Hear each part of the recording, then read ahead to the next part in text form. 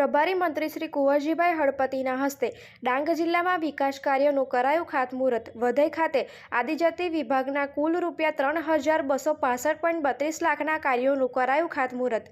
રાજ્યના આદિજાતિ વિકાસ, શ્રમ અને રોજગાર, ગ્રામ્ય વિકાસ વિભાગ રાજ્ય મંત્રી શ્રી કુંવરજીભાઈ હળપતિ તેમજ ગુજરાત વિધાનસભા નાયબ અધ્યક્ષ શ્રી વિજયભાઈ પટેલના અધ્યક્ષ સ્થાને ડાંગ જિલ્લાના આદિજાતિ વિકાસ વિભાગની વઘઈ અને સાપુતારા આદર્શ નિવાસી શાળાની વિવિધ બિલ્ડિંગ માટેનો ખાતમુહૂર્ત કાર્યક્રમ યોજવામાં આવ્યો હતો। આ પ્રસંગે મંત્રી શ્રી કુંવરજીભાઈ હળપતિએ જણાવ્યું હતું કે આજે ડાંગ જિલ્લામાં કુલ 70 કરોડ જેટલા વિવિધ વિકાસકીય કામોનું ખાતમુહૂર્ત કરવામાં આવ્યું છે। આદિજાતિ વિકાસ વિભાગના વઘઈ અને સાપુતારા ખાતે નિર્માણ થનાર આદર્શ નિવાસી શાળાઓના બિલ્ડિંગમાં વિદ્યાર્થીઓને તમામ પ્રકારની સુવિધાઓ મળી રહેશે।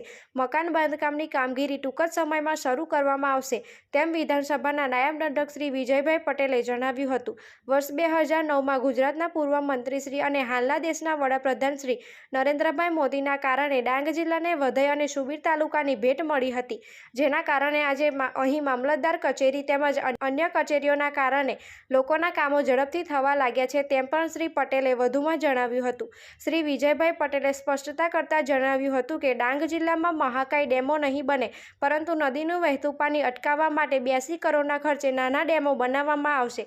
છેવાડાના ડાંગ જિલ્લામાં અવિરત વિકાસ પ્રવાહ ચાલતો રહે તે માટે શ્રી ભૂપેન્દ્રભાઈ પટેલની સરકાર દ્વારા વિકાસના કામોમાં ઝડપભેર મંજૂરી આપવામાં આવી રહી છે, જે બદલ જિલ્લા પ્રમુખ શ્રીમતી નિર્મલાબેન ગાયને સરકારનો આભાર વ્યક્ત કર્યો હતો।